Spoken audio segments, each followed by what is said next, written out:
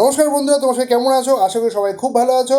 আর গরমকাল মানেই তোমরা খুব ভালো করে জানো যে স্বপ্না আড্ডি চ্যানেলে কিন্তু আইসক্রিম আর কুলফির ভিডিও আসতে চলেছে।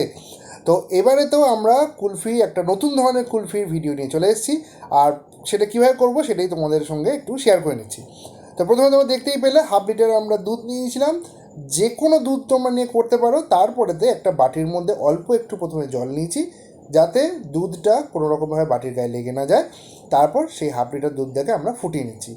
অন্যদিকে আমরা কিন্তু এই কুলফি করার জন্য ব্যবহার করে নিয়েছি পাউরুটি।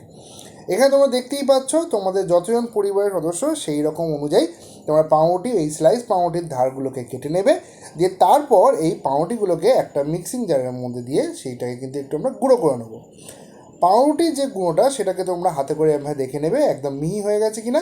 যদি না হয়ে থাকে তাহলে আরেকটুখানি কিছুক্ষণের জন্য তোমরা মিক্সিং জারে এটা ঘুরিয়ে নিও।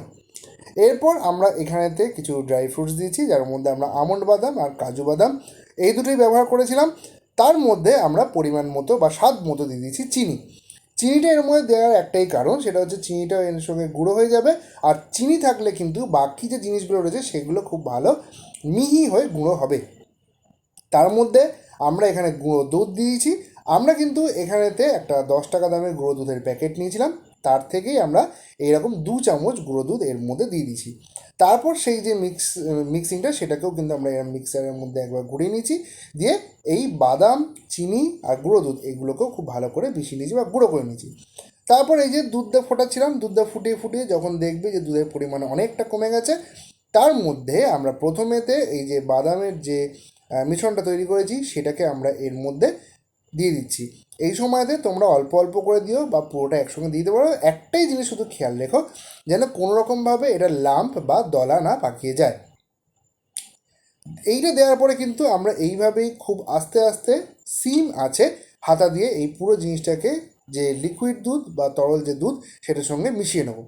তার মধ্যে এবারে আমরা দিয়ে দেবো এই যে আমরা পাউরুটিগুলোকে গুঁড়ো করে রেখেছিলাম সেই পাউরুটিগুলো।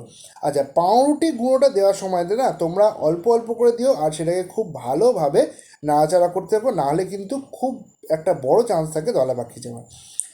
যখন দেখবে যে মোটামুটি পুরো জিনিসটা থেকে অনেকটা তরল ভাব কেটে গেছে, তারপরে তোমরা আঁচটা বন্ধ করে দিও।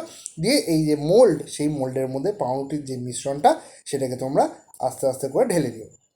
এখানে দুটো কথা বলে রাখি, অনেক দিন বাদে আমাদের মূল ভিডিও আসছে, তার জন্য খুব খুব খুব সরি। তোমরা কিন্তু আমাদের আগের মতোই আবার ভিডিওগুলো দেখো, শেয়ার করো।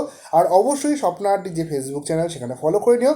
ইউটিউবেও খুব তাড়াতাড়ি ভিডিও আসবে, আমাদের স্বপ্না আড্ডি চ্যানেল ইউটিউবের নাম, সেইখানেও কিন্তু আমাদেরকে অবশ্যই অবশ্যই সাবস্ক্রাইব করে নিও। এবারে যদি টপিকে ফেরা যায়, তাহলে তোমরা দেখতেই পেলে যে আমরা এই মোল্ডের মধ্যে সবকটাকে ভালোভাবে সাজিয়ে নিয়েছি। তারপর এরকম যে স্টিক, সেই স্টিকগুলোকে আমরা এর মধ্যে আস্তে আস্তে করে প্লেস করে দিয়েছিলাম।